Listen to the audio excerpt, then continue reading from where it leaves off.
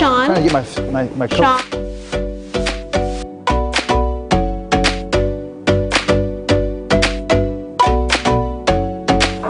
Hello everyone, welcome to Sunrise Extra. How are you? We are getting all of our streams going. There we are. All of our buttons in place. Yes, exactly. And here comes one button now. Oh, here you missing come. buttons. Rod button. Do you guys have to get your own chairs every morning like I do? No, they're waiting here for us. That's why. Are they? Yeah. Maybe that means something. Here, we'll keep scooting. We usually have to sit on the corner. Yeah, there you Yes. go. Come on.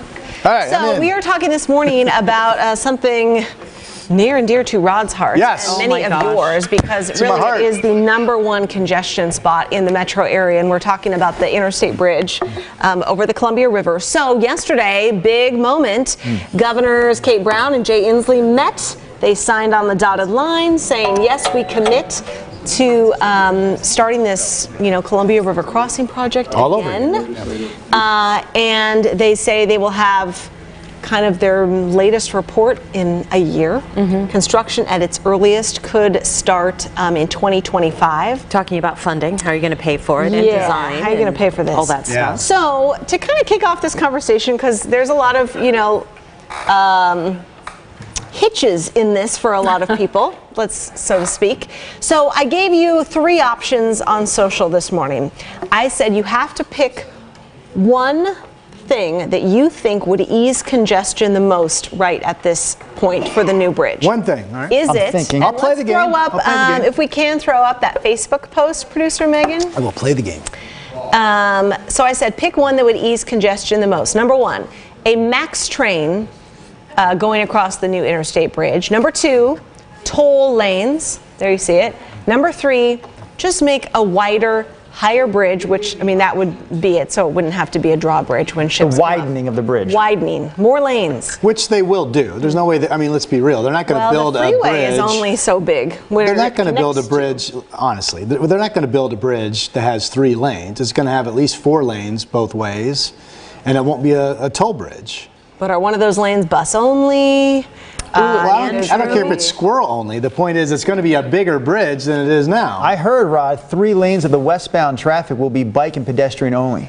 I'm kidding. That wouldn't shock me. Wouldn't shock me either. Wasn't it 4 and 4 on the plan that they had that went belly up? I think it was at least 4. I think it was 4 and 4. So if we can go back to that page, I want to read a couple. People have been weighing in on this morning.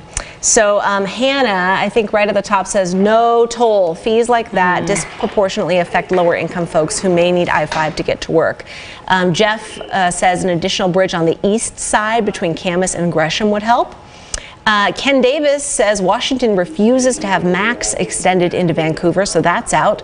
Tolls will just make money for Oregon, pissing off Washington, and drive traffic off of I-5, jamming up Interstate and MLK.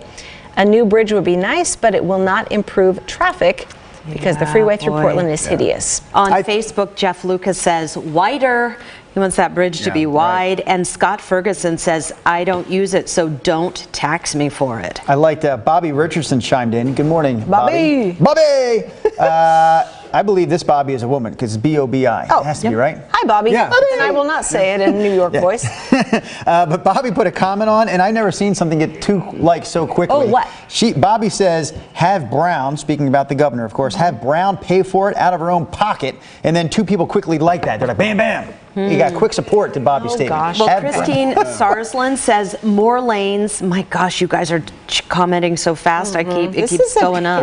Yep. What the heck? I just lost it. Okay, Rod, you do Well, this commute every single day. Luckily for you, Yeah. you do it at such an off time that honestly, you don't get caught. But I'm on the highway at 3:30 in the morning, which is, believe me, an increasing perk in the world that we live in. Yes, it is. If I work 9 to 5, I love living in Vancouver, but if I work 9 to 5, we would sell and we would move to Oregon, because to me that commute just would be too much of a headache. So a couple of points I want to make. Number 1, I think because of the past will of the people, of so many people in Clark County being against having light rail, that the powers that be, Mr. Inslee and Mrs. Brown, that they will find a way this time around to get the funding without going to the people and putting that issue in front of them. So I think they realize that. I think this will have light rail attached. I think no matter how you feel about that, it just doesn't make sense in today's world for this type of investment not to at least have the plumbing put in, so to speak, to have light rail, if not immediately. And that was part at of some what they point. signed yesterday. Right. I mean, some type of I high think capacity. that's going to happen. Yep. The toll thing,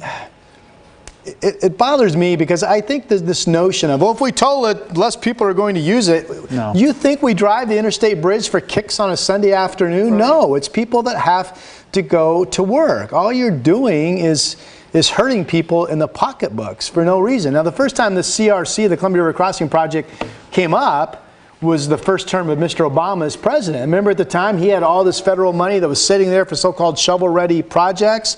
We didn't get our apples in the cart soon enough, and that ship sailed. So it's going to be interesting to see now how successful they are at going back to D.C. and securing some federal funding, which they will need to do. Diane brings up a point, which, you know, I've often thought, considering how many bridges we have stretching across the Willamette and how few we have stretching across the Columbia. Diane says, can we just get a third bridge? Yep. Yeah, that's. I mean, this bridge is going to have to be replaced at some time because of seismic needed upgrades and the age of it. But yeah, it's. I say that you couldn't find anywhere else in the country. I'd be shocked if you can find any other place in the country. We have a couple 100,000 people commuting over two bridges. We have insane. VJ says more lanes and toll, of course. You know, it is. I mean, the Bay Area, Seattle's got. Does Seattle have tolls on some bridges?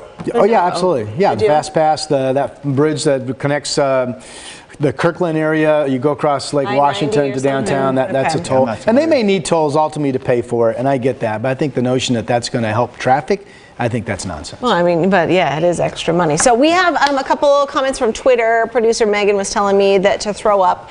Let's see. Cubby Duck says tolls easily. It's funny knowing that Clark County voters have voted against Max over the years, yet the C-Tran buses continuously drop off Washingtonians at Delta Park.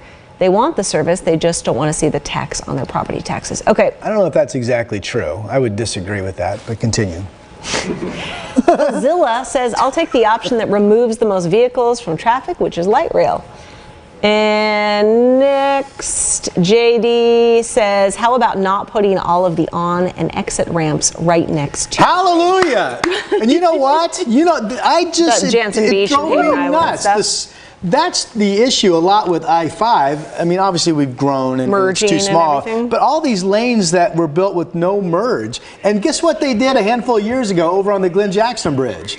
They built the Cascade Station shopping area. Now they've invited population to drive right in front of the bridge. And guess what's happened almost immediately the day following Cascade Station opening up? That traffic immediately got worse than it ever had been before. I wonder what the percentage hallelujah of for that shoppers person. is who don't want to pay sales tax and to come over there. And then you get caught in your own traffic. No, I think it's not. I mean, I know you guys like to say that, but I don't. Well, whatever. Do you really want Oregon? Do you not want any Washingtonians to come to Oregon and spend money? Is that what you want? No, we do not.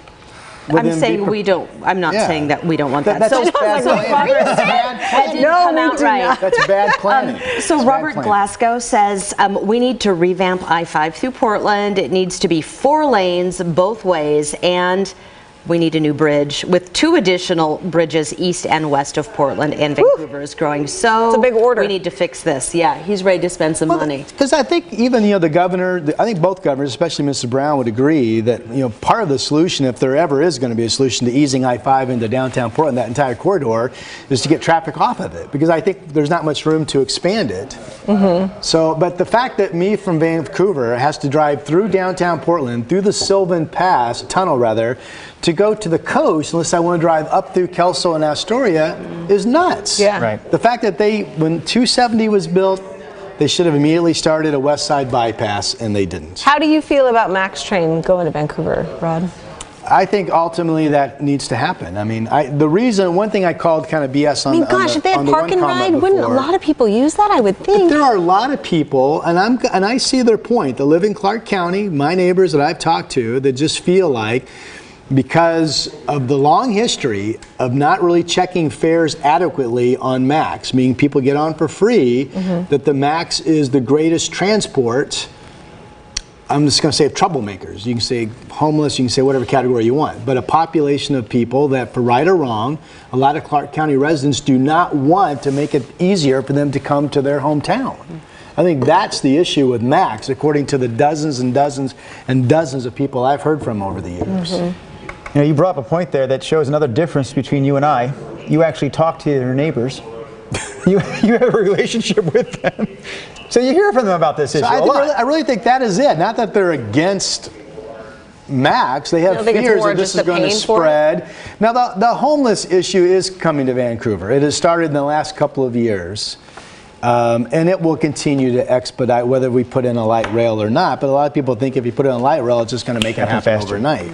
That problem is going to worsen faster. I would say to them, well, isn't there a way we can make it so if you're on the train, you did buy a ticket to get on? I think the problems that are solved with the light rail are bigger than the problems that they're afraid that light rail will bring. I think 90% of the people are going to be commuting to and from work, and yes, you are going to get the issues that come along with that, but they're, If light rail operated at 3:30 in the morning when I need to get on, if there's a parking ride not far from my house, to answer your question, I would take it. I think that is a huge part of the solution of growing population. Absolutely. Hey, we are watching you guys on YouTube. Thank you for streaming with us on YouTube. Debbie says more bridges are needed. There are several 100,000 commuting over the bridges. If one backs up, so does the other one.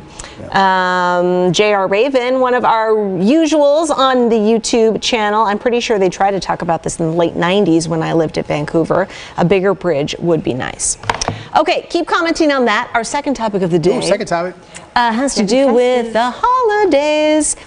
So we did a very interesting story Keely Chalmers did yesterday on Oregon tree farms. It used to be one of our big exports over to places like Japan and China was our, Christmas trees. Sure. But because of our weather and drought and actually a lack of seedlings, she was saying like 7 or 8 years ago, has resulted in much fewer Christmas trees at the height that they need, at the fullness that they need. So a lot of tree farms are either stopping down and not selling any this year, or they've closed up their business entirely. So prices are going to be higher if you are a person who likes a fresh, real tree. Look at I'm surprised. The 50-50. When I moved here, I thought I was an outcast because I always had a fake tree growing up. When I moved into my apartment here, actually I didn't have the tree the first year. I thought, why do I need a tree for? But then we got a tree. My fiance, now wife, did, and it was a fake tree. And she's like, I can't believe you have a fake tree. You've never cut down a tree. Had a real tree. What kind of man are you? She's from Estacada. Yeah, she's go outside and get one. Capital. Actually, her parents at one point in time owned a Christmas tree farm. They grew trees on their property anyways. Point being, I thought you were like an outcast if you didn't get a real tree here. But now look at the results of our poll. I know. Half the viewers are saying they actually get a fake tree. My mom was a Hood River girl, and I was born in California, and we always had, the really crazy, odd-looking aluminum fake tree. Right. Like, you have the aluminum one? That's I think cool. so, yeah. And it was kind of a tabletop. Oh, right. So, and my mom always wanted a fresh green tree. And so she ended up talking my dad into getting one, and that was still at a lot in California. But when we came here, it was always a fresh tree. And I love that tradition. As a matter of fact, one of your Out and About segments 10 years ago, you introduced me to Hagg's Tree Farm up in Sherwood. And it is the most idyllic place. And I went last year, and I didn't look at the website beforehand, and they're like, we're not selling trees. And Marv, who's fabulous, owns it, took my daughter and I out in his truck with his dog, and we got a tree. And I'm like, I don't think they're open again. And that's what it says on the website this year. Hagg's Tree Farm is officially closed for business. We have enjoyed celebrating 66 Christmas seasons with you and your families. And they're done. I hate that. Stanford Walker, who I know is on the stream all the time. We have a crazy kind of love affair, he and I. We've never met, but there's a lot of love between Stanford and I. And Stanford says, a lot of times he'll give us a negative comment, like this one. Come on, Stanford. Christmas tree shortage, he says, ? That is fake every year that they say that. And I say, what Brenda just read is absolutely not fake, and that is proof right there. To me, Hag Tree Farm was one of those tree farms that was not going away. What you say? I'm going to say the closing of one Christmas tree farm doesn't mean you have a shortage. No, but why are they? Well, we featured two in our story. Two others. The story every year, though. Stanford's right. Well, I'm going to take Stanford's side on this one. Do we do the story every year, Rob, because it's true? Because there is a decline in the available trees? The bottom line is, I don't know of anybody that wanted a tree that couldn't go get one.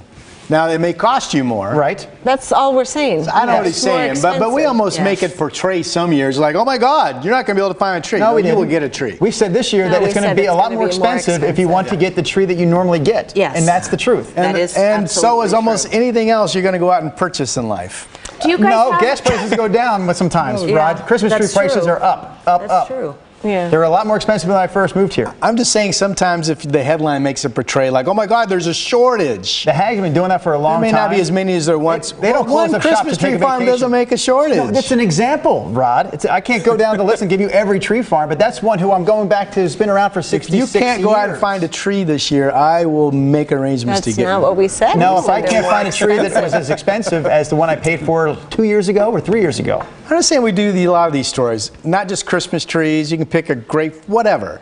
And we always make it kind of sound like, oh my gosh, there's not going to be any. Stanford No, Walker it's will a now front be that emailing Rod prices Hill are going instead up. and sharing love with Rod. So Stanford, there you go. Rod is your new boy. You guys stand in harmony. fallen out of love Oh my for each gosh, other. you are feisty. I will find a you tree. go. I'm not worried. You will not pay the price that they're Do you asking do a for real trees. I tree? know you won't. No, we will. You're You're gonna pay We big always bucks. have a real tree. Yeah. A real tree. I want to know And the this price. year, we get- we're moving the tree in a different part of the house, so my folks are going to be here for a week. I think this year, for the first year, we've never done this. We're going to get like a 12-foot tree. What do you expect to pay for your that. 12-foot tree? Probably about Probably at 70 least a couple bucks. $100. Yeah. I'm Oh guessing. gosh, no. Couple hundred. Do you No, think? we paid 120 last year for the noble fir that we had. That was a standard 6-7 foot tree. I have an 11 So I bet you it's foot, at least going to be over 150 this year. 11-foot tree from Hags, and I think the price tag topped out at like about 70 bucks. Absolutely. That's what I was going to say. Oh, 11 feet. They were We spent. It was amazing. Holy expensive cow. last year. I remember it was not far from $100. That I'll was. pitch a farm right now. Well, it depends on the type of tree you get, though. I get nobles. The prices. This one was. I don't know. It was the most expensive tree I've ever had, and it was gorgeous. You don't So think they saw why- you walk in and said to themselves, dollar signs, we got this guy. Charge him 120. I'm more interested in like why do you prefer a real tree versus artificial tree? I'm Because just if you not a- pay I'm not a 120 one fake time, person. then you got it for I years. don't like fat-free mayonnaise. I don't like wax houseplants. I don't like fake Christmas trees. It I don't smells like. good. I don't like For like margarine. 2 days. That's not true. When you have them cut down, they last. I mean, ours from Hags There's a were mess. as fresh at New Year's, really, that it was when I put it up. They are amazing. I can bend the branches. If this ornament's too heavy, I just bend it up and put it Oh, on it's there. certainly No. easier to have There's no a mess. fake tree, I no just doubt go about it. whoop. But I agree with Brenda. If you get a good tree, Fresh trees, you guys. Are Drew and I fakies? no, I'm not fake. I'm the only you, artificial Jay. tree at this table, really? Yeah, we've never had a fake tree since we've had the Since we kids. came along. No, since we've had the kids. That's 12 years My of family realness. won't let wow. me, This will be 13. I have a black fake Christmas tree. which is kind of cool. I mean, that's kind It's of a cool. You can't. It decor looks thing. like dark green, but it's Yeah. black, and I have silver and gold ornaments. And it looks badass. I love that. I love that. My Thank you to family my won't mom. have it, She though. gave it to me unknowingly. She let me borrow it, And you never gave then it I just back? never gave it back because I love it so much. I thought about doing a fake inner this year because to put like a do tree in two? 2 different rooms.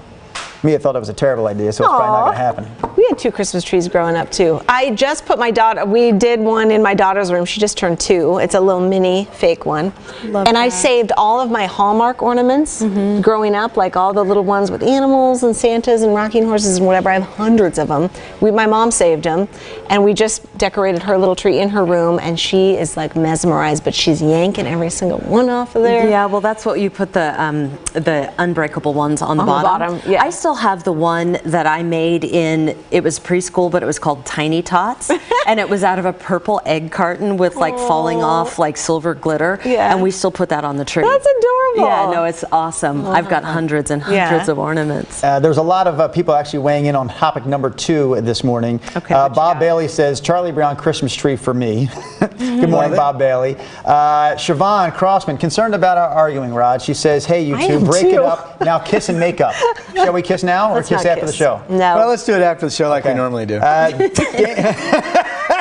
Dane says, $120, Rod, question mark, 5 times over. Eek! I know. The people right? cannot believe that Roddy paid $120 last year for It's not a his boy. Christmas tree. Maybe that's what the Sales tip I'm tax, thinking, man. because we get it from a Boy Scout troop, and they Okay. always give them extra cash. Because Oh, I'm good a for you. former Boy That's Scout, and we've been going to the So same you're place paying for a more long than they're time. asking.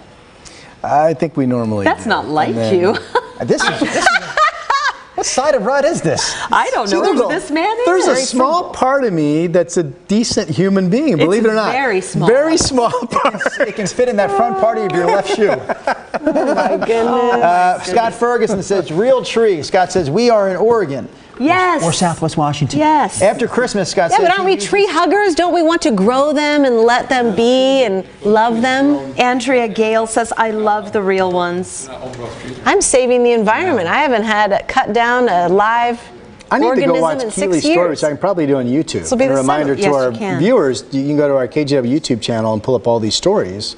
But you know, Keely's story dealt with some weather conditions, a drought some 10 years back, and how that's negatively impacted a lot of our local I think it's farms. So fascinating. gonna be Yeah, she interesting said there to was go back and less read. seedlings 7 or 8 years ago when they needed to be planted. And those to are the trees. Yeah, and Yeah. now we just have fewer. Did you read Jenny Carlson's I when did she not. said lots of tree farms going out Highway 30, 25 to $50? Heading on Highway 30, that means towards Oh, Scappoose and Scappoose, St. yeah. Helens. Yeah, that's a good tip. I'll tell you what, I gave you the Hag tip many years ago, Brenda, probably 13 years ago. I told you about Hag Tree Farm. Do you have another one? I do. Frog Pond Tree Farm in Wilsonville.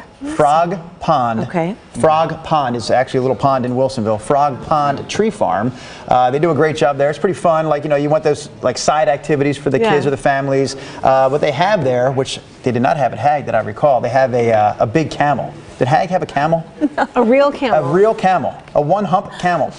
They got a one-hump camel at Get your Frog picture? Pond real one? Tree Farm. Yes, a real one. I could probably dial up the picture on my phone. I put a carrot in my mouth last year, and I went like this, and the like bananas. camel came and took it from me, Yeah. and we were And you almost kissed. locking lips. And that's There's a why- little carrot separation between our lips. Aw. And that's why we don't kiss, right there. Exactly. Do they have fudge Where's in the a camel Christmas farm? kisser? You know, they 'Cause have a I go gift for the shop. fudge. I didn't go in the gift shop last year. And caramel apples. And They do have a gift shop. There's though. a number of Christmas tree farms out toward Battleground, Ridgefield area up in Clark County as well. And I definitely paid less than $75 for our tree last year. It was a good-looking tree. It lasted the whole season. It was not $120. I do know that. Jeff Lucas says Rod is like the dad in Christmas Story negotiating for a tree.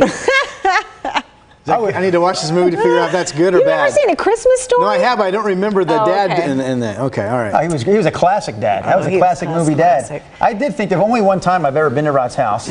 You were there the one time I was there. Have you ever been to Rod's house? Never. He had a Sunrise party a few years ago at the Sunrise party before you were on the Sunrise show. It was a My good wife party. wants me to do that again. It was a great party. Yeah, it was. But I totally expected to roll up to that Hill house and see one of those lamps that's shaped like the female leg.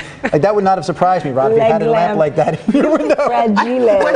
Why would Just you like think bows that? to it. I can kind of see that too, like in his I'm office. kidding, because that's the Christmas story. Leg lamp.